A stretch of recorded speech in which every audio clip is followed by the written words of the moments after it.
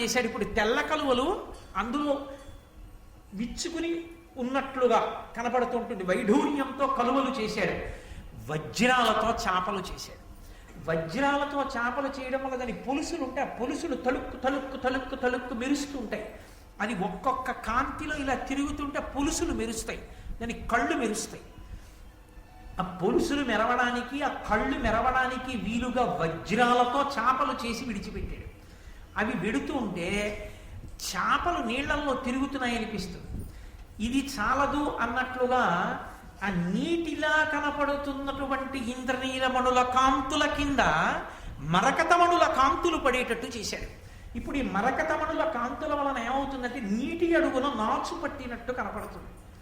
ఏంటంటే మహానందిలో ఉన్న సరోవరంలో అత్యంత శుభ్రంగా ఉండి రూపాయి కాసు పడేస్తే కింద కనపడుతోంది అనుకోండి, అందులో చేప చచ్చిపోతుంది, బతకదు. ఎలా? నాచు లేకపోతే చేప ఎక్కడి నుంచి బతుకుతుంది? ఏం తిని బతుకుతుంది? తాబేలు, చేప ఇలాంటివి ఉండాలంటే అక్కడ నాచు ఉండాలి. నాచు ఉంటేనే నీటికి అందం. కాబట్టి ఆ కింద నాచున్నట్లుగా మరకతమణుల కాంతులు పడేటట్టు చేశాడు. మరకతమణితో చేసిన శిల్పాన్ని మీరు ఎప్పుడైనా చూశారో లేదో నాకు తెలియదు. విజయవాడలో కేవలం మరకతమణితో చేయబడినటువంటి అమ్మవారి దేవాలయం ఒకటి ఉంది. ఆ దేవాలయం మీరు దర్శనం చేస్తే మరకతమణితో చేయబడినటువంటి విగ్రహానికి హారతి ఇచ్చినప్పుడు వచ్చేటటువంటి కాంతి చూడొచ్చు. మంద ప్రసరణ ఉంటుంది. అది అచ్చు నాచు రంగులో వస్తుంది. ఆ నాచు ఎలా ఉంటుందో అటువంటి కాంతి ఆ మరకతమణులలోంచి వచ్చి ఆ సరోవరం కింద నాచున్నట్లుగా కనపడుతుంది.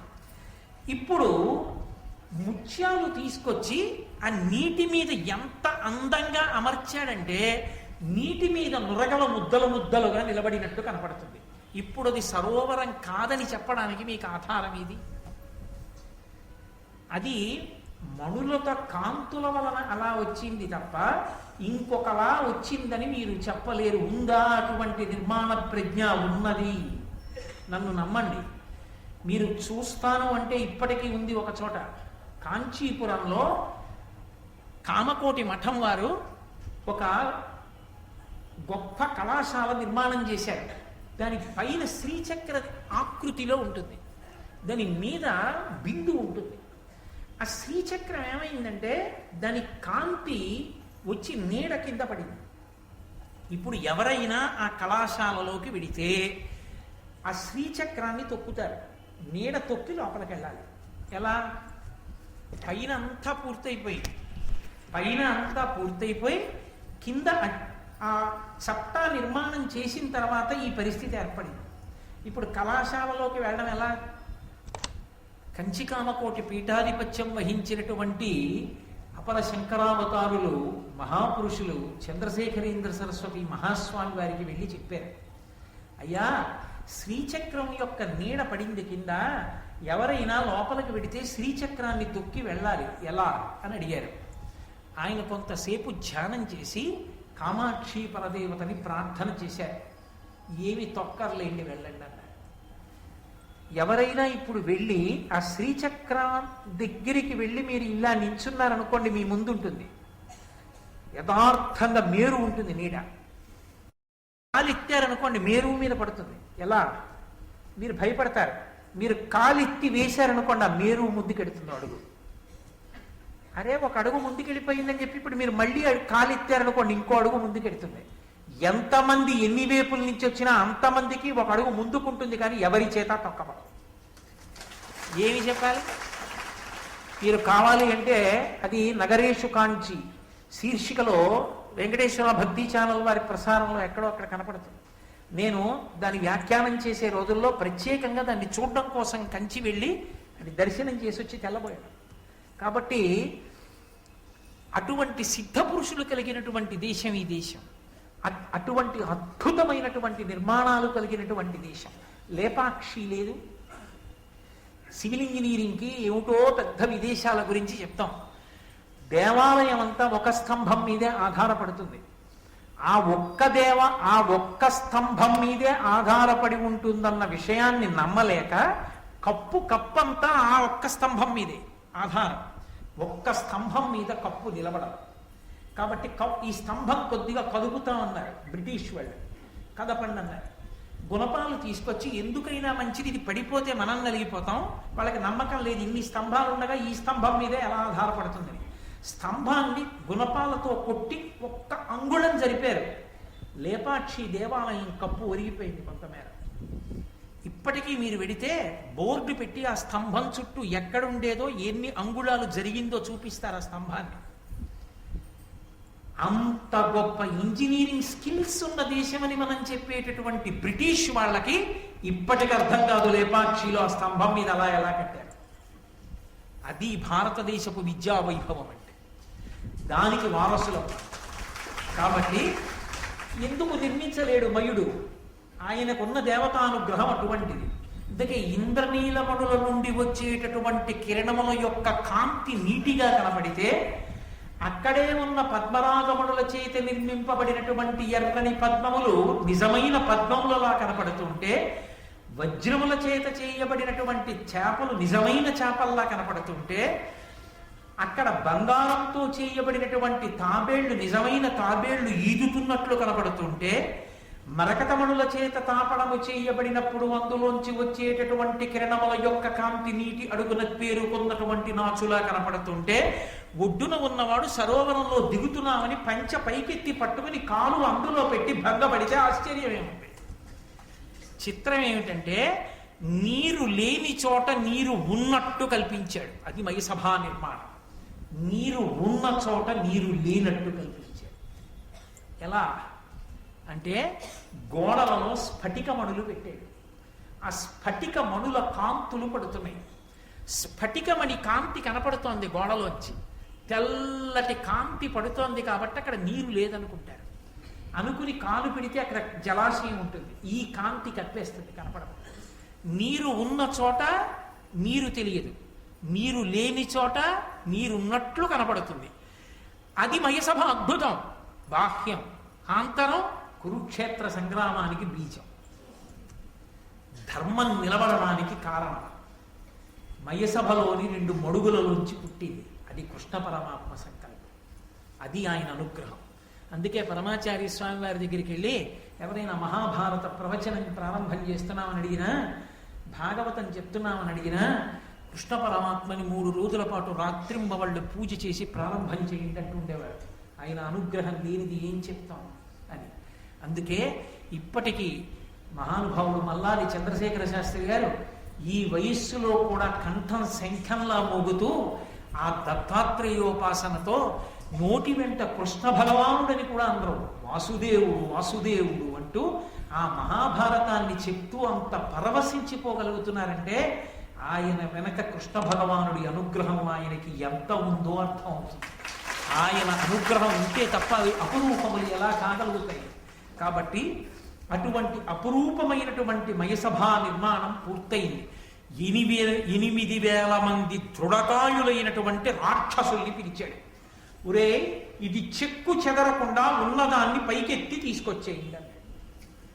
8,000 మంది బలాఢ్యులైన రాక్షసులు ఈ ఎక్కడెక్కడ ఎత్తితే జాగ్రత్తగా పైకి లేస్తుందో అలా ఎత్తారు.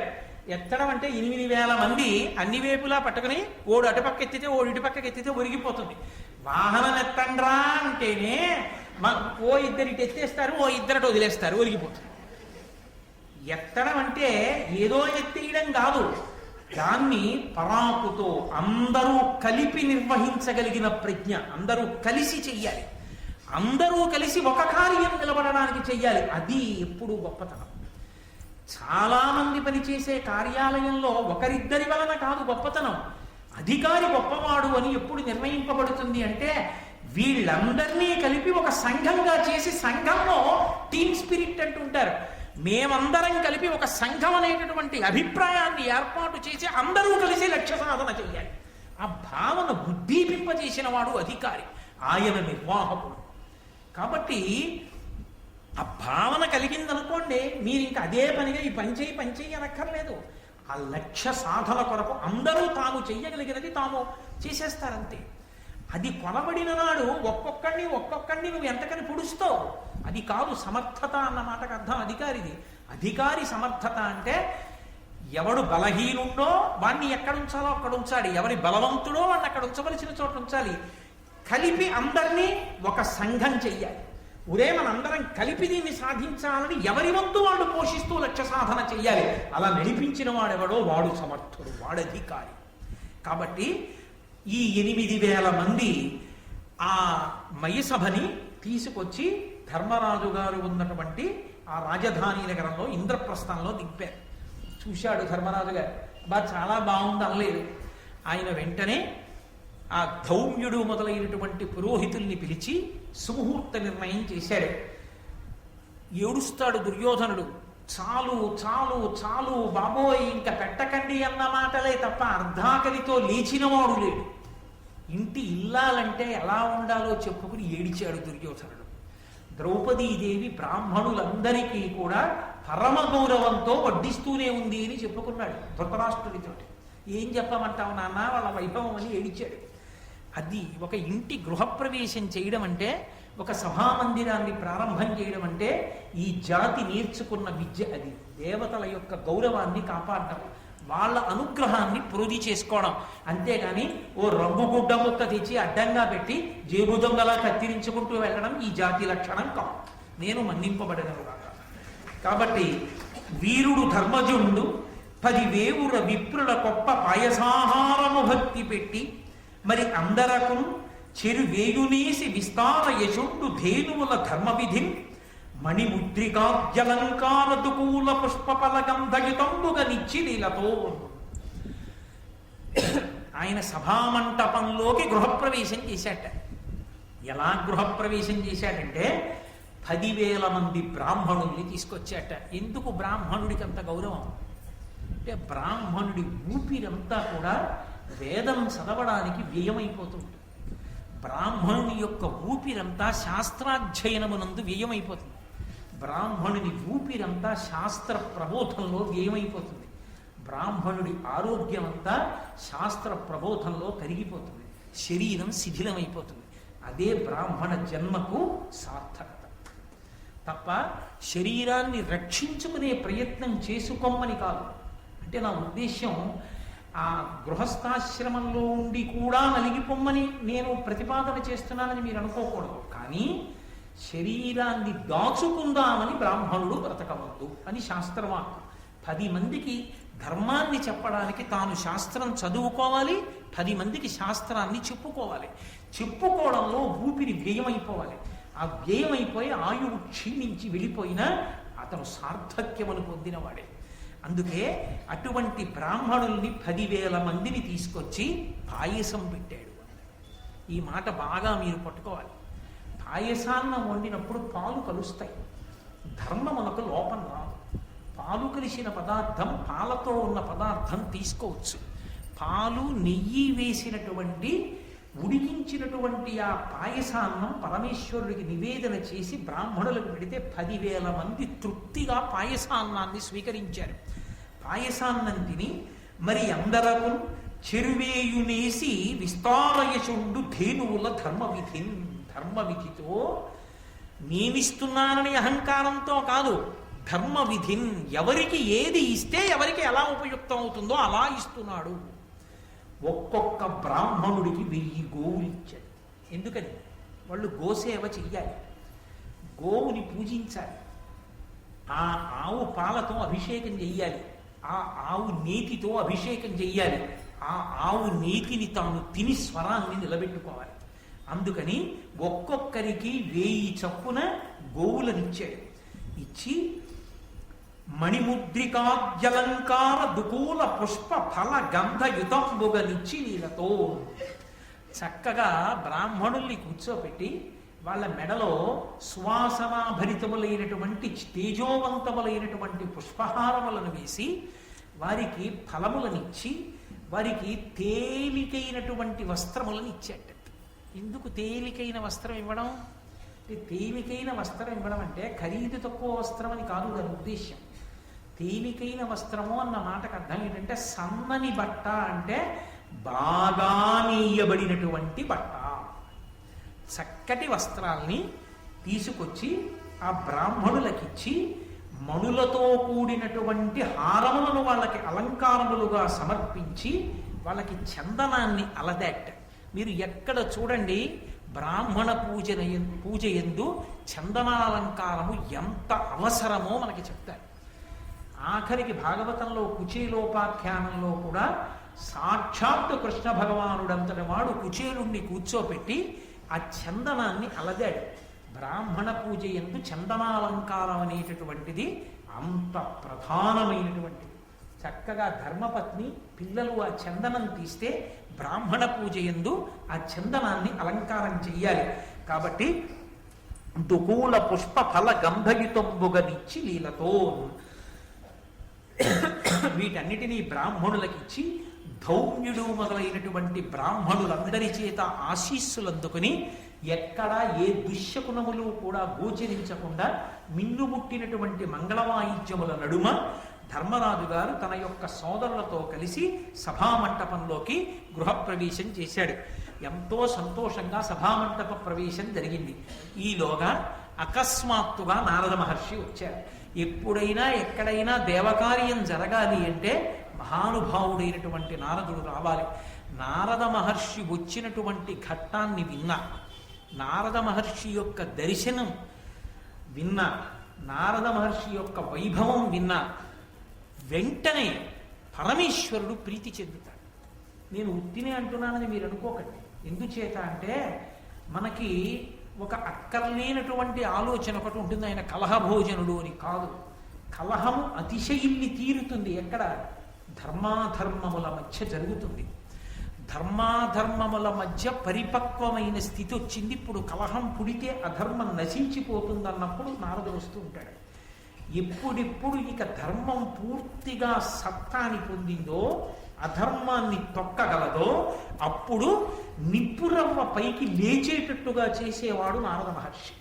అంటే ఆయన ధర్మ ప్రతిష్టాపన కొరకు కలహాన్ని అతిశయిల్ల చేస్తాడు తప్ప అదే పనిగా దెబ్బలాటలు పెట్టడం ఆయన కర్మ. అంతటి మహానుభావుడికి దేవర్షి అటువంటి నారదుడు నీరజమిత్రుడేల ధరణీగతుడయ్యడు నొక్కొయంచు విస్మేర మనస్కులై జనులు మెచ్చి నిజజ్జుతి చూచుచుండగా నారదుడెగుదించ గగనంబున నుండి సురేంద్ర మందిర స్ఫార విలాసహాసయగు పార్థు గృహంబునకున్ ప్రియంబునన్. ఆయన వస్తుంటేట ఆ ఇంద్రప్రస్థంలో ఉన్నటువంటి మనుష్యులందరూ ఆకాశం వంక చూసి అనుకున్నారట పైనుంచి కిందకి దిగుతున్నాడు నారదుడు. ఆయన ఆకాశ సంచారి, ఆయనకు ఆ శక్తి ఉంది. ఎవరు ఈ షట్చక్ర భేదనంలో మూలాధార చక్రాన్ని దాటుతారో వారు పృథివిని భేదించుకుని వెళ్ళిపోతారు. ఒక్కొక్క చక్రాన్ని దాటుతుంటే ఒక్కొక్క భూతం మీద అధికారం సిద్ధిస్తుంది. ఆయనకి లేని సిద్ధులే ఉన్నాయి, అందుకే ఆయన ఆకాశ సంచారం చేస్తారు. ఒకప్పుడు శంకర భగవత్పాదులు వచ్చారు మండల మిశ్రుడి ఇంటికి అలా యోగ మార్గంలో. అలా ఆకాశ మార్గంలో వస్తూ కిందకి దిగుతున్నాడే. ఎక్కడో వెడుతున్నప్పుడు కనపడడు, కిందకి దిగొస్తున్నప్పుడు చూశాడు. సామాన్యుల నోటి వెంట పలికించారు నన్నయ్య గారు. నీరజమిత్రుడేల ధరణీగతుడయ్యడు నొక్కొయంచు. పద్మములకు మిత్రుడైనటువంటి సూర్య భగవానుడేమిట్రా ఆకాశంలోంచి దిగి భూమి మీదకు వస్తున్నాడని ఎక్కడ వాళ్ళు అక్కడ ఆగిపోయి అలా చూస్తున్నారు. అంటే సూర్యుడు అంటేనే తేజపుంజం, కాంతుల ముద్ద. అటువంటి కాంతుల ముద్ద కిందికి వచ్చేస్తోంది అనుకోండి, కంటిని ఆకర్షిస్తుంది. అందుకే జ్యోతి కంటిని ఆకర్షిస్తుంది. అన్ని కన్నులు అటువైపు చూస్తాయి. అంత పెద్ద తేజస్సుని చూస్తే మిగిలిన ఇంద్రియముల యొక్క శక్తి ఉడిగిపోతుంది. అంటే అంత తేజస్సుని చూస్తున్నారనుకోండి, ఇక చెవులకి పక్క మాటలు వినపడవు. ఎవరో వచ్చి ఇలా అన్నా చర్మ స్పర్శ తెలియదంటే మనసు పుచ్చుకోదు. ఇప్పుడు మనసు ఏ ఇంద్రియంతో ముడిపడిపోతుందంటే నయనేంద్రియంతో ముడిపడిపోతుంది. కన్ను చూస్తున్న దాంతో తాదాత్మ్యత చెందిపోయి మిగిలిన ఇంద్రియముల యొక్క వ్యాపారములను గ్రహించని స్థితికి మనసు వెళ్ళిపోతుంది. ఒక ఇంద్రియంతో తాదాత్మ్యత చెందేస్తుంది మనసు. అలా చెయ్యగలిగినది ఏది అంటే తేజస్సు. అదిగో ఆ తేజస్సు దిగుతోంది. అది మామూలు తేజస్సు కాదు, అది సూర్యుడే దిగి వచ్చేస్తున్నాడు అనుకోండి. లోకమంతా ఏమంటుంది, అయ్య బాబు అదేమిటి సూర్యుడు కిందకు వచ్చేస్తున్నాడు అలాగా, మన తేజస్సు వంక చూస్తూ అలా ఉండిపోతుంది. ఎలా దిగి వచ్చేస్తున్నాడు అలాగట వాళ్ళందరూ అనుకున్నారట సూర్యుడు వచ్చేస్తున్నాడు కిందకి. అదేమిటి ఆకాశం నుంచి భూమి మీదకి దిగుతున్నాడు సూర్య భగవానుడు. నీరజమిత్రుడేల ధరణీగతుడయ్యడు నొక్కొయంచు విస్మేర మనస్కులై జనులు మెచ్చి నిజజ్యుతి చూచుతుండగా. ఆయన నిజజ్యుతి, కాంతి. అందుకే శరీరమునకు ఉండేటటువంటి సౌష్ఠమము తరిగిపోతుంది. శరీరమునకు ఉండేటటువంటి బలము అన్ని కాలముల యందు ఒక్కలా ఉండదు. శాస్త్రమే చెప్పేసింది ఆ మాట. విపరిణీయతే, సంధిబంధములు సడలిపోతాయి. ఒకనాడు ఉన్న బలం ఇంకొక నాడు ఉండదు. ఒకనాడు 3 గంటలు చక్కగా ఆసనం వేసి కూర్చుని ఉపన్యాసం చెప్పిన వాడు ఓ రోజు కుర్చీలో కూర్చుని చెప్పవలసి వస్తుంది. బెంగ పెట్టేసుకోక్కర్లేదు, అది శరీరానికి ధర్మం. అది చెప్పగలుగుతున్నావా లేదా? ఈశ్వరవాక్కు చెప్పి తరించిపో, అంతవరకే. కాబట్టి శరీరం అనేటటువంటిది నలుగురు పడిపోతుంది. అది దాని ధర్మం. 50 ఏళ్ళు వచ్చి 60 ఏళ్ళు వచ్చి కూడా 30 ఏళ్ళలా ఉండమంటే ఎక్కడ ఉంటుంది? ఉండదు. దాని శక్తి క్షీణించిపోతుంది. కాబట్టి శక్తి శరీరానికి క్షీణిస్తుంది, ద్యుతి పెరుగుతుంది. ద్యుతి అంటే కాంతి. కాంతి ఉపాసన ఎంత పెరుగుతోందో, భగవద్భక్తి ఎంత పెరుగుతోందో, ధర్మం ఎంత పెరుగుతోందో, కాంతి అంత పెరిగిపోతుంది. అందుకే బాహ్యాలంకారమునకు ఆ ద్యుతికి సంబంధం ఉండదు. మీరు ఎప్పుడైనా చూశారో లేదో, కామకోటి పీఠాధిపత్యం వహించిన మహాపురుషుడు చంద్రశేఖరేంద్ర సరస్వతి మహాస్వామి వారు నడుస్తున్నటువంటి విషయాన్ని మీరు చూడండి. ఎప్పుడైనా మీరు ఆయన్ని చూస్తున్నప్పుడు ఎంత గబ్బ గబ్బ గబ్బ గబ్బ గబ్బ గబ్బ వెళ్ళిపోతుంటారు. ఒక కాషాయం గుడ్డ కట్టుకుని ఈ భూమికలు కూడా పైకొచ్చేసి ఈ కళ్ళు ఇంత లోతుకెళ్ళి ఉంటాయి. విభూతి కూడా త్రిపుండ్రములుగా ఉండదు. ఇలా పెద్ద ముద్ద పెట్టేసుకుని, ఇంత బొడ్డు పెట్టేసుకుని, ఒక్కొక్కసారి మారేడు దళాల దండ తలకి చుట్టేసుకుని, ఆ బట్ట ఇంత పైకెత్తి పట్టుకుంటే చంటి పిల్లల మోకాళ్ళు ముసలి వాళ్ళ మోకాళ్ళల్లా ఎలా ఉంటాయో అలా ముడతలు పడిపోయిన మోకాళ్ళతోటి సన్నని కాళ్ళు, ఇంతంత పెద్ద పెద్ద పాదాలు తమలపాకుల్లో ఒడిలిపోయి ఆ సత్యదండం పట్టుకుని కమండలం పట్టుకుని ఆయన నడిచి వెళ్ళిపోతుంటే అంత వేగంగా ఏ అందం ఉందని మీరు ఆయన అలా చూడగలరు. కానీ మీరు పసిపిల్లలకి చూపించండి, అలా ఉండిపోతారు. ఆ కాంతి ఆయన ఒక వీడియోలో ఒక దృశ్యంగా చూస్తున్నప్పుడు నడుస్తుంటేనే ఆకర్షిస్తే, ఆయన బయట నడిచినప్పుడు ఎలా ఉండి ఉంటుంది? 90 ఏళ్ల వయస్సులో కూడా బాహ్యంలో క్షీణించిపోయారు. ఆంతరమునంద కాంతి అటువంటిది, అది ఈశ్వర తేజస్సు. ఆ ద్యుతి అటువంటి, ఆ ద్యుతి సూర్యుడి కాంతితో సరిపోయింది. సూర్యుడు దిగొస్తున్నాడు అనుకున్నారు. అది భగవదుపాసన శక్తి యొక్క గొప్పతనం. అది సనాతన ధర్మంలో భగవదుపాసన చేసి తరించిపోమన్నారు. కాబట్టి విస్మీర మనస్కులై జనులు మెచ్చి నిజద్యుతి చూచుచుండగా నారదుడి గుదించ గగనంపున నుండి సురేంద్ర మందిర స్ఫార విలాస హాసయగు పార్థు గృహంబునకున్ ప్రియంబునం. దేవేంద్రుడి యొక్క మందిరాన్ని కూడా తృణీకరించగలిగినటువంటి, హాస్యాస్పదం చేయగలిగినటువంటి అంత వైభవంతో కూడుకున్న ఆ మయసభని చూడడానికి నారదుడు పైనుంచి కిందకి దిగొచ్చాడు. నారదుడు చూడడానికి వచ్చాడు. నాకు ఒక్కటి చెప్పండి, నారదుడికి వైసభని చూడవలసిన అవసరం ఏంటి? ఆయనకి ఏమైనా ఉందా అవసరం? ఆయనకేం లేదు. ఆయనకి ఎందుకు? దానికి మణులు తాపడం చేస్తే ఆయనకి ఎందుకు? మాణిక్యాలు తాపడం చేస్తే ఆయనకి? ఆయనకి కావలసింది ఒక్కటే, శ్రీ మహావిష్ణువు, నారాయణ శబ్దం. నారాయణుడు అంతటా ఉన్నాడు. ఎక్కడ ఏ దేని ఎందు ఏ ప్రకాశవంతమైన లక్షణమున్నా ఆ ప్రకాశవంతమైన విభూతి ఎందు ఆయనకి నారాయణుడు గోచరిస్తాడు. అయినప్పుడు ఆయనకి మయసభ బాహ్యమునందు అందమైనదని చూడ్డానికి వచ్చిన వాడు కాడు. ఈశ్వరుని యొక్క తలంపు నెరవేరడానికి ఏదో కారణానికి కిందకి దిగొచ్చాడు. ఆయన రావడమే భారతాన్ని బలుపు తిప్పుతుంది అని గుర్తు. లేకుండా ఆయన రాడు. అంతటి ద్యుతివంతుడు మయసభని చూడ్డానికి రావడం ఏంటి? కాబట్టి ఇప్పుడు ఆయన దిగొచ్చాడు. ఎవరు పరుగు పరుగున పెడతారు? ఆయనే వెళ్ళి అడుగుతాడు, ఆయా లోపలికి ఎడతానండి ఒకసారి చూస్తానండి అని. మహానుభావుడైన నారద మహర్షి వచ్చాడంటే ధర్మం తెలిసిన ధర్మరాజు గారు తమ్ముళ్లతో ద్రౌపదీదేవితో పరిగెత్తురాడు. కాబట్టి పరుగు పరుగున వచ్చాడు. నారద మహర్షికి అర్ఘ్యపాద్యాదులు ఇచ్చాడు. ఆయన్ని సేవించాడు. మయసభని చూపురు కానీ రెండన్నాడు, లోపలికి తీసుకెళ్ళాడు. ఇక మయసభని చూపించాలి. వాళ్ళిద్దరూ కూర్చుని మాట్లాడుకోవాలి. ఇది మీరు మహాభారతాన్ని వినడం అంటే దానికోసం వినాలి. ఎవరు వచ్చినప్పుడు ఏం మాట్లాడతారో వారు మాట్లాడినప్పుడు మీరేం వినవలసి ఉంటుంది. దీనికి మానసికంగా ఎవడు సిద్ధపడతాడో వాడే శిష్యుడిగా పాత్రత ఉన్నవాడు. గురువుగారు వచ్చారు. గురువుగారు దేని గురించి మాట్లాడతారు? గురువుగారు భగవత్ సంబంధం గురించి మాట్లాడతారు. ఆయన నీ ఇంటికి వచ్చి మాట్లాడుతున్నప్పుడు ఏదో నీ ఇంటికి అవసరమైన విషయం ఏదో ప్రస్తావిస్తాడు. దానికోసం నువ్వు ఎదురు చూడాలి. అంతేకాని ఆయన దృష్టిపదం చెదిరిపోయేటట్టుగా వీడికి చెప్తే మాత్రం తలకెక్కుతుందా ఆయన అని ఆయన లేచి వెళ్ళిపోయేటట్టుగా నువ్వు మాట్లాడడం మొదలెడితే, నీకు ఏది అవసరమో, నీ కీర్తికి ఏది కారణమో, నువ్వు ఎలా ఉండాలో, ఎప్పుడు ఏది తెలియాలో అది ఉదాహరుడై నీకు చెప్పేవాడు గురువు. నారదుడు వచ్చి ధర్మరాజు గారి దగ్గర కూర్చున్నాడు. ధర్మరాజు గారు కూర్చున్నాడు. ఒక్క మాట ధర్మరాజు గారు మాట్లాడలేదు. అయ్యా కులాసాగా ఉన్నారా, ఈ మధ్యనే మయసభ కట్టామండి అంటే మేమేం అడగలేదండి, మయుడు వచ్చి అడిగాడండి, మయుడిని మా తమ్ముడు రక్షించాడులేండి. ఈ కథంతా ధర్మరాజు గారు ఏమీ చెప్పలేదు. ఎందుకు చెప్పలేదు? అది ఆయనకు అనవసరం. ఒకటి, ఆయన ఇవన్నీ చెప్పినా దానికి ఏం పెద్ద ఇష్టపడడు. రెండు, ఆయనకి తెలియకుండా ఉంటుందా? ఆయనకి తెలియనిది నేను చెప్తేనే తెలియవలసినది ఒకటి ఉందా? ఆయన అడిగితేనే చెప్పాలి. ఆయన ఏదైనా చెప్తే నేను వినాలి. ఆయన చెప్పే వరకు నేనెందుకు అడగాలి? నేనేం అడగాలో అది ఆయన నాకు ఆ అవకాశం ఇచ్చినప్పుడు అడుగుతాను. ఆయన నువ్వు మాట్లాడచ్చు అన్నట్లు అవుతాడు, అప్పుడు మాట్లాడతాను తప్ప ఇప్పుడు నేను మాట్లాడకూడదు. అది శిష్యధర్మం. అది నేర్చుకోవాలి ధర్మరాజు గారి దగ్గర. అది ఆయన గౌరవం అంటే, అది మర్యాద అంటే. నారదుడు వచ్చి కూర్చుంటే ధర్మరాజు గారు కూర్చుంటారు.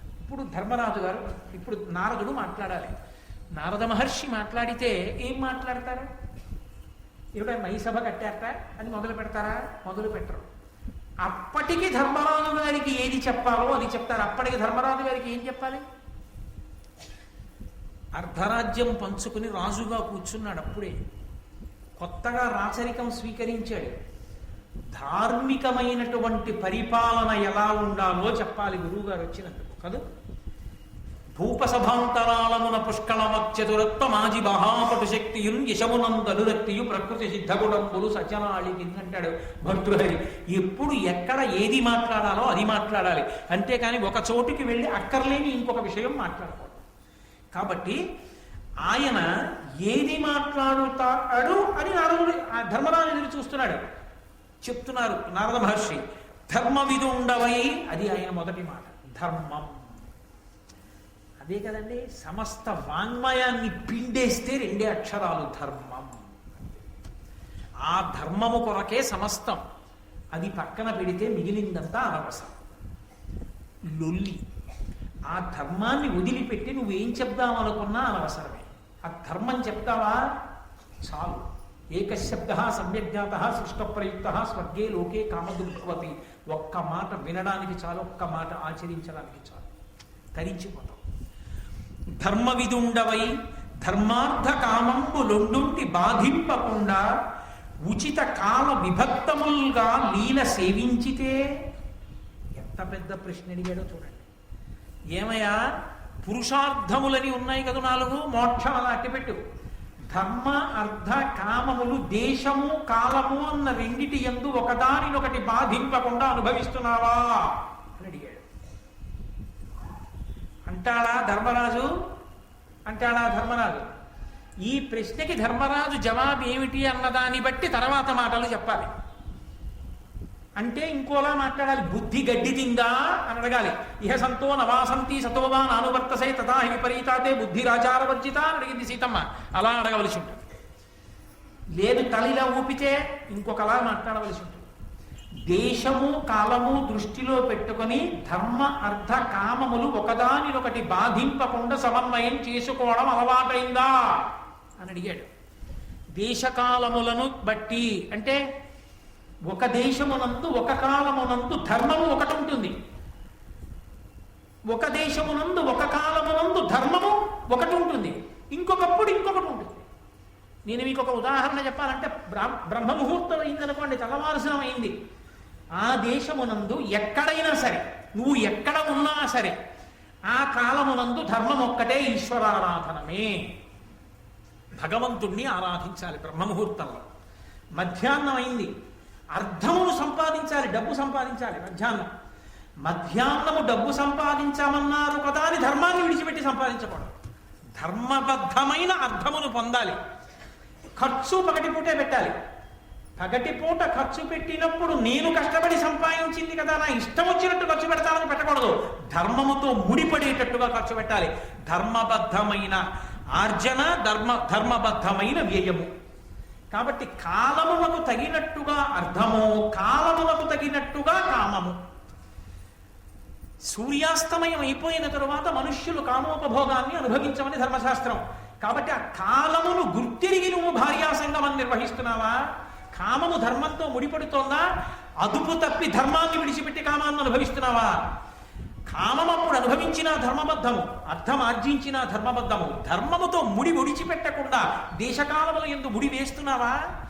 దీని ముడి విప్పేసి దేని మానాన దాన్ని అనుభవించడం, ఆర్జించడం మొదలుపెట్టావా? ఆ కలుపుకోవడం నీకు అర్థం అవుతోందా ధర్మరాజా? అలా పాటిస్తున్నావా?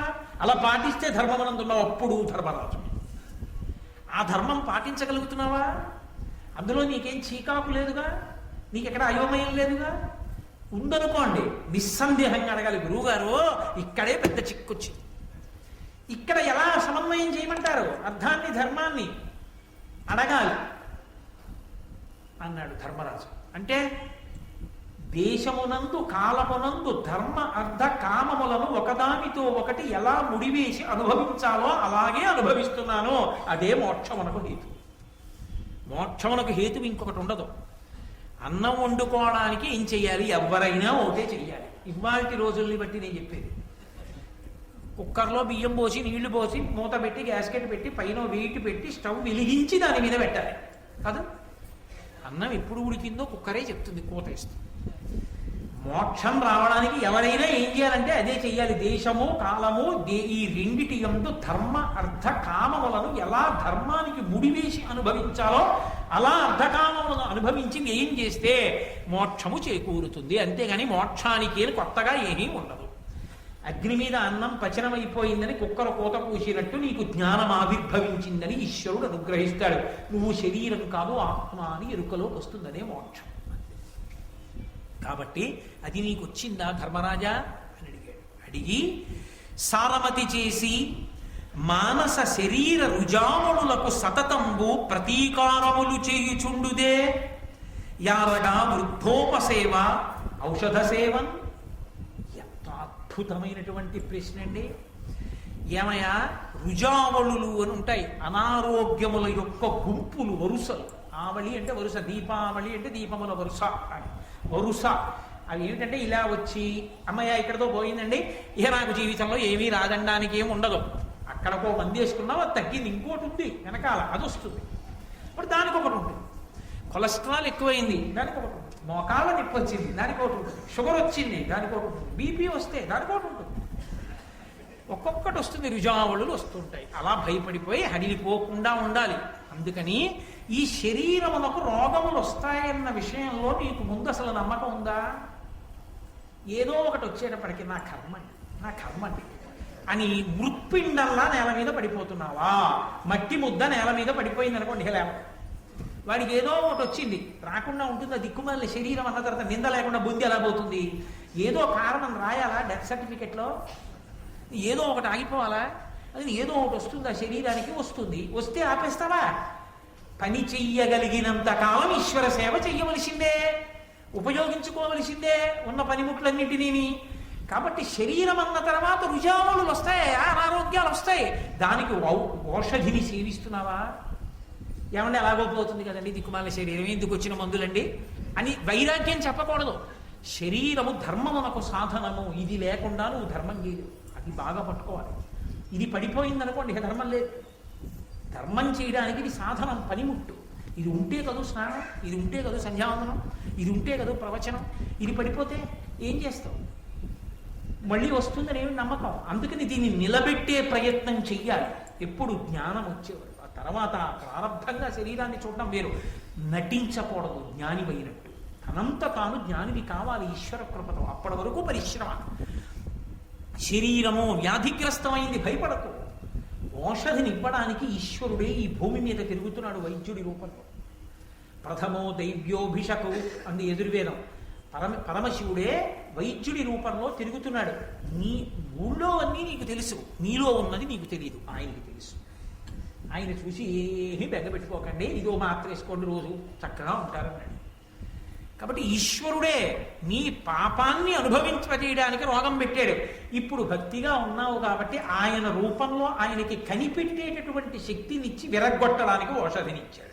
పాపాన్ని దానికి ఖర్చు పెట్టిన డబ్బులో పోగొట్టాడు. కాబట్టి శరీరమునకు వచ్చేటటువంటి రుగ్మతలకు లొంగిపోకుండా ఔషధములను సేవిస్తూ తగ్గించుకుంటున్నావా? శరీరమును నిలబెట్టుకోవాలి, ఇది ధర్మమునకు సాధనమన్న పూనికతో ఉన్నావా? రెండవది ఒకటి ఉంది, అది దీనికన్నా శక్తివంతం, అది మనస్సు. ఇది ఎంత బలంగా ఉండనివ్వండి, ఎంత ఆరోగ్యంగా ఉండనివ్వండి, ఒక్కొక్కడికి మనసుకి పిరికితనం. పిడరాయిలా ఉన్నాడు కానీ ఏమండే గుళ్ళోకి వెళ్ళొద్దాం వస్తారా వైకుంఠ ఏకాదశి, ఏమో ఏమైనా తనుగు పడిపోతే లేని పని కూడా ఎందుకు వచ్చింది ఇద్దరు అంటాడు. మనసు పిరికిది, ఆయన ఎక్కడికి వెళ్ళడు, దేనికి పనికిరాడు. ఎందుచేత అంటే మనసు వైక్లభ్యాన్ని పొందింది, మనసు బలహీన పడిపోయింది, దానికి జవం లేదు. శారీరకంగా బలం బాగా ఉడిగిపోయిన వాడు కూడా మనసు జవమున్నవాడైతే, మనసు బలం ఉన్నవాడైతే సమాజమునకు తన ఉద్ధరణకు తాను పనికొస్తాడు. బాగా జ్ఞాపకం పెట్టుకోండి ఈ మాట.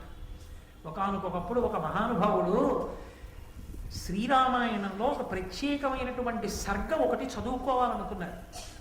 ఆయనకి ఎంత బలహీన పడిపోయిందంటే ఆయన శరీరం ఈ కన్ను రెప్ప తనంత తాను పైకి లేవదు, అలా పడిపోయింది. ఇలా పైకి లేచి నిలబడదు ఆయనకి చదువుకోవాలనిపించింది, వినడం కాదు, చదువుకోవాలి. ఆయన అన్నాడు శిష్యుల్ని, కనురెప్పలకు దారాలు కట్టి తల నుంచి వెనక్కి పెట్టండి, ఇలా లాగుతూ ఉండండి, రెప్ప పైకి వస్తుంది.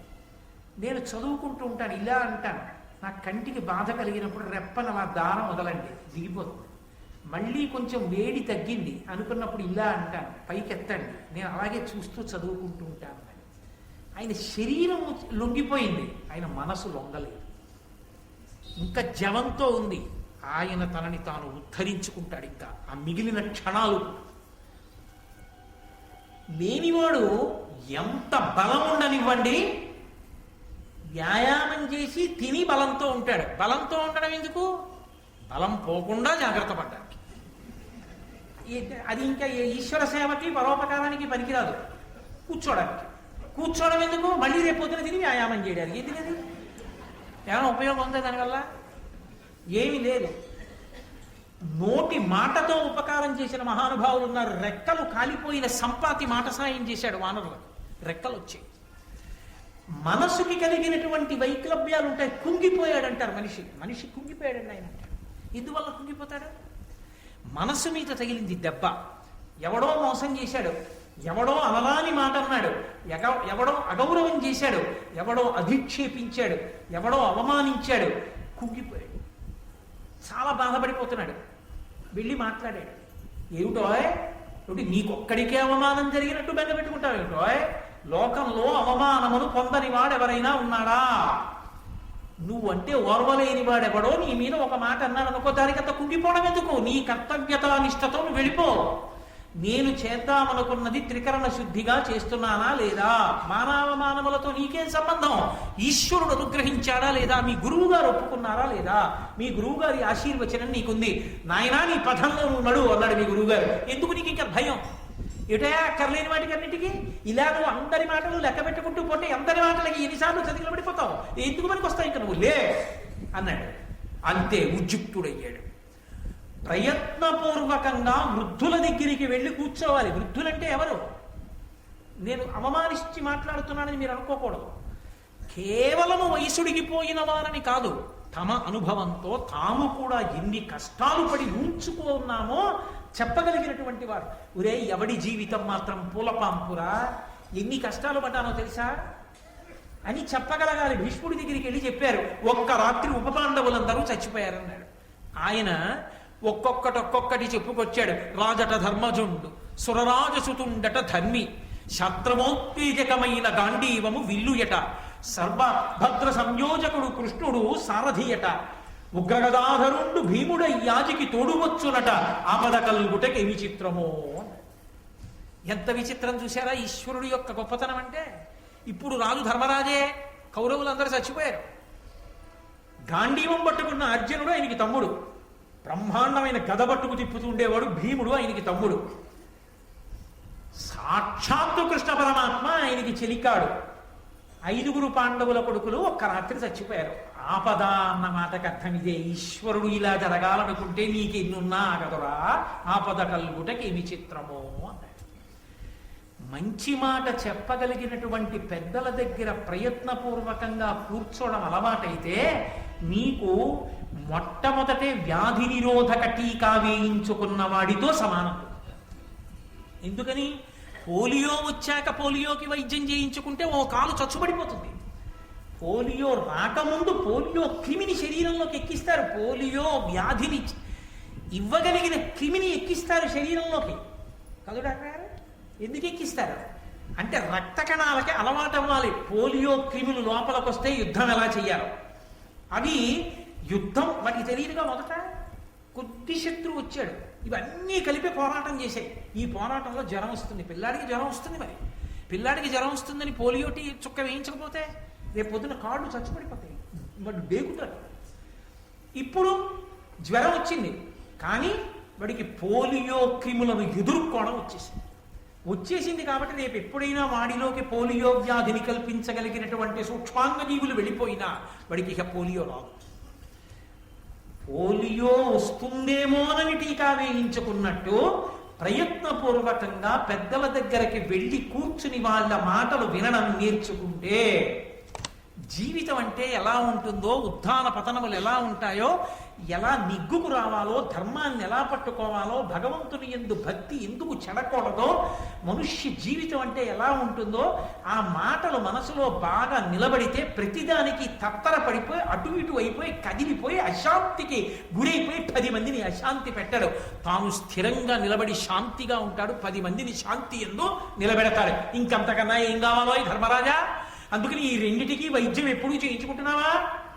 శరీరానికి వైద్యం ఔషధంతో చేయించుకుంటున్నావా? మనసుకి కలిగేటటువంటి రుగ్మతను పోగొట్టుకోవడానికి ప్రయత్నపూర్వకంగా పెద్దలను ఆశ్రయించి కూర్చుని వింటున్నావా? నారదుడు చెప్తుంటే వినడంలోనే అర్థం పట్ల ధర్మరాజుకి అలవాటు ఉందని. కాబట్టి ఏమీ పని లేక రిటైర్మెంట్ అంతా అయిపోయిన తర్వాత బాగా సీనియర్ సిటిజన్లకి 1% ఇంట్రెస్ట్ ఎక్కడ ఎక్కువ ఇస్తారో అందులో డిపాజిట్లన్నీ వేసేసిన తర్వాత ప్రవచనం విని ఏం ఆచరిస్తావో అప్పుడు కాదు ప్రవచనం. నువ్వు కార్యరంగంలో ఉండగా వైక్లభ్యాలకి గురైపోకుండా ఉద్ధానపతనముల యందు ఊంచుకుని నిలబడి కర్తవ్యతానిష్టతో నిలబడడానికి కావలసినటువంటి అధ్యవసాయముతో కూడిన బుద్ధిని ప్రకాశింపచేసుకోవడానికి పెద్దలను ఆశ్రయించి మంచి మాటలు వినాడు. లేనినాడు ఎక్కడి నుంచి వస్తుంది ఆ బుద్ధి రమ్మంటే? కాబట్టి అలా వింటున్నావా ధర్మరాజా అని నువ్వు నీ దగ్గర ఉంచుకునేటటువంటి ఉద్యోగుల విషయంలో గుణము సమర్థత ప్రధానంగా ఉత్తమమైనటువంటి వారిని, మధ్యములైన వారిని, అధములైన వారిని నిర్ణయం చేసుకుంటున్నావా? గుణము సమర్థత ప్రధానమై ఉండాలి. ఎవడు అత్యంత గుణవంతుడో, ఎవడు అత్యంత సమర్థుడో వాడిని ఉత్తమమైన పదవిలో పెట్టాలి. ఎవడు అంత సమర్థత లేనివాడో వాడు మధ్యమమైనటువంటి పదవిలో ఉండాలి. ఎవడు అంత సమర్థత లేనివాడో వాడు అసమర్థమైనటువంటి పదవిలో ఉండాలి. పైవాడు లాగితే వీడు వెళ్ళగలిగితే చాలు, పరిగెత్తితే చాలు. ఇంజన్ పరిగెడితే పరిగెత్తడం భోగికి వస్తే చాలు, ప్రతి భోగి ఇంజన్ అవ్వక్కర్లేదు. కాబట్టి ఒక్క ఉత్తముడు ఇంజన్ ఒక్కటి ఉంటే చాలు, రైలు అంతా తిరుపతి వెళ్ళిపో. అన్ని భోగిలే అయితేనే ప్రమాదం, కాకినాడలోనే కదా. కాబట్టి ఎక్కడ ఏది ఉంచాలో ముందు నీకు తెలిసి అలా ఉంచుతున్నావా? వాళ్ళని అలా ఉంచి వాళ్ళని ఆయా పదవులలో ఉంచి పరిపాలన చేస్తున్నావా? అది నీకు వచ్చిందా? అసలు ముందు నీకు ఈ లక్షణం వచ్చిందా ధర్మరాజా? రాజ్య పరిపాలన అలా చేస్తున్నావా అని తమ తమ కనియడు తరిజీతము గానక నవయు భటుల దౌర్గత్య విషాదము లేలిన వానికి అవశ్యము ఎగ్గునరించు అతడు శక్రుండైన. ఏమయ్యా, నీ దగ్గర ఉద్యోగంలో చేరిన వాడు అవసరమైతే యుద్ధంలో తన ప్రాణాలను వదిలేస్తాడు ప్రభువు కోసం. సైనికులు ఉంటారు, ప్రభుత్వం పక్షాన, దేశం పక్షాన యుద్ధం చేసి ప్రాణాలు విడిచిపెట్టేస్తారు. ఇక్కడే ఈ పోలీస్ క్వార్టర్స్లోనే ఉన్నటువంటి ఎంతో మంది రక్షక భటులు తమ శరీరాలను విడిచిపెట్టేసిన వాళ్ళు ఉన్నారు సమాజ రక్షణ కోసం. అలా విడిచిపెట్టేసినప్పుడు వాడు చనిపోయాడని ఉదాసీనుడవై ఊరుకుంటున్నావా? నిన్ను నమ్ముకుని నువ్వు మార్చ్ అంటే పరిగెత్తుకెళ్ళి తుపాకీ గుండ్లకు పడిపోయిన వాడి భార్యాబిడ్డల్ని చూడడం నా కర్తవ్యమని వాళ్ళ భార్యాబిడ్డలు ఏడవకుండా వాళ్ళకి కావలసిన సంబారాల్ని జీతాల్ని అందిస్తున్నావా? వాడు అంత కష్టపడి ఉద్యోగం చేస్తే అన్నం తినడానికి లేకుండా వాడికి వేల పట్టున జీతం ఇవ్వకుండా ఏడిపిస్తున్నావా? అలా చెయ్యకు సుమా, చాలా తప్పు. జీతం ఇవ్వకుండా మార్చడం పరమ ప్రమాదకరము సుమా. ప్రభువు మీద విరక్తి కలుగుతుంది, విప్లవ బుద్ధి కలుగుతుంది. నీ మీద ఎవరికి విశ్వాసం ఉండదు. ఎవరికి ఎప్పుడు జీతం ఇవ్వాలో అప్పుడు అందరికీ జీతం ఇస్తున్నావా? యుద్ధంలో మరణించిన వారి కుటుంబాలు దరిద్రంలో ఉండిపోకుండా వాళ్ళ కళ్ళ నీళ్లు తుడిచి వాళ్ళు సంతోషంగా ఉండేటట్టు ఆయన పడిపోయినా మా కుటుంబాల్ని ప్రభుత్వం ఆదరిస్తోందని 10 మంది సంతోషించేటట్టుగా మార్గదర్శకంగా ఉండేటట్టుగా నువ్వు నిలబెట్టగలుగుతున్నావా? అలా నీ దగ్గర పనిచేసే ఉద్యోగుల యొక్క యోగక్షేమములను నువ్వు చూడగలుగుతున్నావా? హీనులకు కర్షకులకును భూనత ధాన్యంబు బీజములు వణిజులకు మానుగ శతైక వృద్ధి అనూనముగా రుణములిత్తే ఉత్తమ బుద్ధి. దరిద్రులైనటువంటి వాళ్ళు, బలహీనులైనటువంటి రైతులు ఉంటారయ్యా దేశంలో. ఆ రైతుకి భూ కమతం ఉంటుంది, నాగలుంటుంది, ఎద్దులు ఉంటాయి, కానీ అతనికి మళ్ళీ తెచ్చి అక్కడ పంట పండించడానికి వేయవలసినటువంటి ధాన్యపు గింజలు కూడా విత్తనాలుగా దొరకవు. ఎందుకంటే ఉన్న కమతమా చిన్నది, ఆ కమతం మీద వచ్చిన గింజల తన భోజనానికి సరిపోతున్నాయి. మళ్ళీ తొలకరి పడే వేటికి విత్తనాలు వేద్దామంటే కాసిని గింజలు దాచుకోవడానికి కూడా సమర్థుడు కాడు. అందరూ డబ్బెట్టే కొనాలనకుండా ఈ గింజలు వేస్తే తప్ప వాడు బ్రతకలేడు. కాబట్టి అటువంటి వాళ్ళెవరో నువ్వు కనిపెట్టి వాళ్ళకి ఉచితంగా విత్తనాలు ఇస్తున్నావా? విత్తనాలు ఒక్కటి ఉచితంగా ఇయ్యి. తినడానికి కావలసిన పంట వాడు తెచ్చుకుంటాడు. వాడికి పెట్టడం నువ్వు అలవాటు చేయకు. వాడికి విత్తనాలు కష్టపడడాన్ని మాత్రం పక్కకి తీసి, వాడు కష్టపడి వాడిని బతకడు. వాడికి కష్టపడడానికి ఎక్కడ ఏది ప్రాథమికంగా తక్కువ అది నువ్వు అందించు. అలా విత్తనాలు ఇస్తున్నావా? ఆ రోజుల్లో మాట్లాడేటండి మహానుభావుడు నారదుడు. రాజ్య పరిపాలన అంటే సంఘ సంక్షేమము అంటే, సంక్షేమ ప్రభుత్వము అంటే ఎలా ఉండాలో, ఎటువంటి నియామకాలు ఉండాలో, ప్రభువు ఎంత సమర్థుడై ఉండాలో నారద మహర్షి ఆ రోజున ధర్మరాజు గారికి చెప్పాడు. విన్నాడు ధర్మరాజు. కాబట్టి వర్తకులు ఉంటారు, మరికి 100కి 1 రూపాయి వడ్డీకే అప్పులు ఇస్తున్నావా అని అడిగాడు. ఎవరికి ఇవ్వాలట 100కి 1 రూపాయి వడ్డీకి? వర్తకులకు ఇమ్మన్నారు. ఎందుకని? ఊరు తదస్య ద్వైస్య. పైన శరీరం ఎంత బలిష్టమైనదైనా అయి ఉండొచ్చు, కింద కాళ్ళు ఎంత అందంగానైనా ఉండొచ్చు. తొడలు తోటకూర కాడల్లా ఉన్నాయనుకోండి, ఏం నిలబడతారు? తొడలు బలంగా ఉండాలి. తొడలు బలంగా ఉంటే ఈ కింద వాటి మీద ఈ పైదాన్ని నిలబెట్టి గమనం ఉంటుంది, కదులుతుంది. వర్తక వాణిజ్య రూపంగా ప్రజలకు కావలసినవి ప్రజలకు అందించి ముడి సరుకులను కొని వాటిని కావలసినటువంటి వినిమయాత్మకమైన వస్తువులుగా ఉత్పాదన ప్రక్రియ యందు సిద్ధహస్తుడై వ్యాపారం చేయగలిగినటువంటి జన్మత అటువంటి నైపుణ్యమును పొందినటువంటి వాడు వర్తకుడు. వర్తకుడిని నిలబెడితే కదూ సమాజం వృద్ధిలోకి వస్తుంది, 10 మందికి ఉద్యోగాలు దొరుకుతాయి.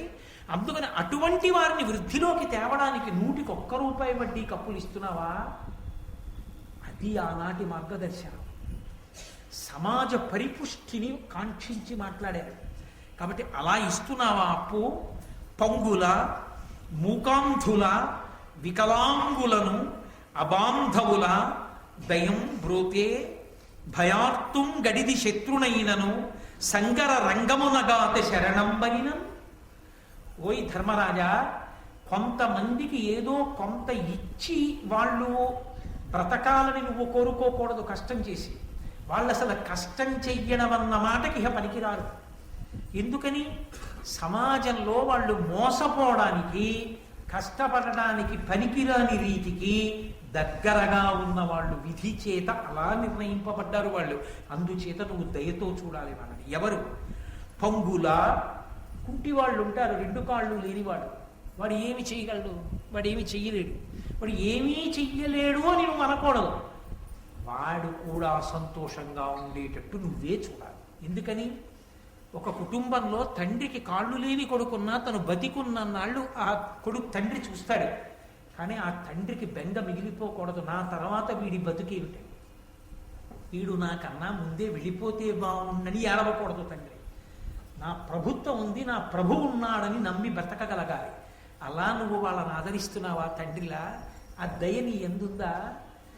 ఆ పరిపాలనా నిర్వహణ ఎందున్న కరుకుతనం సంక్షేమ కోణంలో చూసేటప్పటికీ ఆర్ద్రమై మెత్తబడిపోతుందా నీ మనసు? అలా చూడగలుగుతున్నావా ధర్మరాజా? మూకాంధుల మూగివాళ్ళు ఉంటారు, నోట మాట లేని వాళ్ళు. పాపం వాళ్ళ జేబులో ఎత్తుకుపోయినా వాడి మెడలోని లాగేసినా వాడు అలవలేదు. వాడికి తీసుకొచ్చి ఎన్నో పెట్టడం కాదు, వాడు తిని సంతోషంగా ఉండేటట్టు నువ్వు శ్రద్ధ తీసుకోవాలి. కాబట్టి మూక అంధుల కళ్ళు లేని వాళ్ళు ఉంటారు, ఎంతటి ప్రమాదానికైనా లోనైపోతారు, ఎంత తేలిగ్గానైనా మోసపోతారు. అటువంటి వాళ్ళని నువ్వు కంటికి రెప్పవై కాపాడాలి సుమా ప్రభువు. అలా కాపాడుతున్నావా? వికలాంగులను, శరీరమునకు ప్రధానమైన అంగముల యందు వైక్లభ్యం ఉన్న వాళ్ళు ఉంటారు, అటువంటి వికలాంగులను, అబాంధవుల, నా అన్న వాళ్ళు లేని వాళ్ళు ఉంటారు, ఎవ్వరూ లేరు ఒక్కొక్కడికి. అబాంధవుల, అనాథ అన్న శబ్దం వాడలేదు. ఇక్కడ వచ్చింది సంస్కృతిలో తేడా. అబాంధవులు ఉంటారేమో, అనాథలు లేరు సమాజం. ఎందుకో తెలుసా? అనాథ అన్నవాడు ఒకడు ఉంటే పరమేశ్వరుడు అన్నవాడు ఉండడం అవసరం. ఆయన అనాథనాథ సర్వజ్ఞ, అనాథలకు నాథుడు వాడు. వాడు ఉండగా ఎవడనాథ ఈ ప్రపంచంలో? ఎవ్వడూ అనాథ కాడు, అందరికీ వాడు ఉన్నాడు. వాడు ఉన్నప్పుడు అందరూ సనాథులు, ఎవ్వరూ అనాథ కారు. అనాథ అన్న మాటే లేదు. అనాథ అన్న మాట వర్తిస్తే పరమేశ్వరుడికి ఒక్కడికే వర్తిస్తుందేమో అన్నాడు ఒక గడుసుకని. ఆయనకి తల్లి లేడు, తండ్రి లేడుగా, అందుకని ఆయన్ని చూడడానికి ఇంకోటి లేడు కాబట్టి ఆయనే అనాథేమో అని ఆయనే నాలుగు ఖర్చుకుని అన్నాడు. కాదు కాదు, ఆయన్ని చూడడానికి అమ్మవారు ఉంది, అమ్మవారిని చూడడానికి ఆయన ఉన్నాడు. కాబట్టి అసలు ఈ లోకంలో అనాథ అన్న మాట అన్వయం అయ్యేవాడు ఎవడు లేడు. ఆ మాట ఎందుకు వచ్చిందో అర్థం కాలేదన్నాడు. అంటే ఎవడో పనికి మాలిన వాడైతే ఆ మాట పెట్టాలి, బుద్ధున్న వాడెవడో ఆ మాట వాడకూడదని దాని అర్థం. అబాంధవులు ఉంటారు తప్ప అనాథలు ఉండరు. నువ్వు అనాథమేట్రా మాటే లేదంటే నువ్వు అవతల వాడికి ఉత్సాహం వస్తుంది. ఇక్కడ అనాథలు ఉంటారంటే లోపల ఉన్న వాళ్ళు ఎంత సిగ్గు చెందుతారు. అనాథలే, అబాంధవులు అంటే బంధువులు లేని వాళ్ళు. వాడి దురదృష్టం. వాడికి తండ్రి వెళ్ళిపోయాడు, తల్లి వెళ్ళిపోయింది, తోడబుట్టిన వాళ్ళు అన్నవాళ్ళు లేరు. వాడికి ఆయన మా దేహబంధువు అంటే చెప్పేవాడు ఎవరు లేడు. కాబట్టి నేనున్నానని చూడ్డానికి తండ్రిలా ప్రభువు ఉన్నాడు. ప్రభువే తండ్రిలా ఉంటే అందరూ తన వాళ్ళే. అందుకని వాళ్ళని చూస్తున్నావా? అది భారత భాష. దీనికి ఎప్పుడు మనం దూరం అయ్యామో అప్పుడు పాశ్చాత్య సంస్కృతికి దగ్గరయ్యాము. ఎక్కడ దగ్గరయ్యామో అక్కడ అహంకారాలు వచ్చాయి. మిగిలిన మాటలు నాకు. కాబట్టి పంగుల, మూకాంధుల, వికలాంగులను, అబాంధవుల దయం బ్రోతే. పరిపాలన యందు ఇలా వేలు చూపించవలసిన చోట చూపించి కఠినంగా ఉండవలసిన నువ్వు ఇటువంటి వాళ్ళని చూసేటప్పటికి మాత్రం దయతో తడిసి ముద్దయిపోయిన బట్టలా అయిపోతున్నావా? దయతో చూస్తున్నావా? భయార్తుం గడిది శత్రునైనను సంగర రంగమునగాత శరణంబనినను. ఎంతటి భయంకరమైన శత్రువైనా, నువ్వు ఎంతో కాలం నుంచి వీడు దొరికితే బాగుందని ఎదురు చూస్తున్న శత్రువైనా సరే ఉన్నాయా అన్న మాటకు అర్థమేమిటి? అలా జాగ్రత్తగా అలవాటు చేసుకుంటున్నావా? నిన్ను నువ్వు పరిశీలించుకుంటున్నావా? దీనికి దూరంగా జరిగిపోతే ఎవరికో ప్రమాదం అనుకోకు, ప్రభువుగా ఉండడానికి యోగ్యత నువ్వు కోల్పోతున్నావు. అందుకని నిన్ను నువ్వు పరాకుగా పరిశీలించుకుంటున్నావా ధర్మరాజా? ఇన్ని అద్భుతమైన విషయాలు అడిగాడు మహానుభావుడు. అబ్బో ఎదర మాట్లాడతాడు, ఏమి అద్భుతమైన విషయాలు మాట్లాడతాడో నారద మహర్షి. ఆయన మాట్లాడిన తర్వాత అసలు నారద మహర్షి వచ్చిన ప్రధాన ప్రయోజనం ఎక్కడో, భారత కథ ఎక్కడ పెద్ద మలుపు తిరిగిపోయిందో రేపు సాయంకాలం 6:30 ఆవిష్కరించే ప్రయత్నం చేస్తాను కృష్ణ భగవానుడి అనుగ్రహంతో. మంగళాశాసనపరై పదాచార్య పురోగమై సర్వైశ్య పూర్వైరాచార్యై సత్కృతాయాస్తు మంగళం.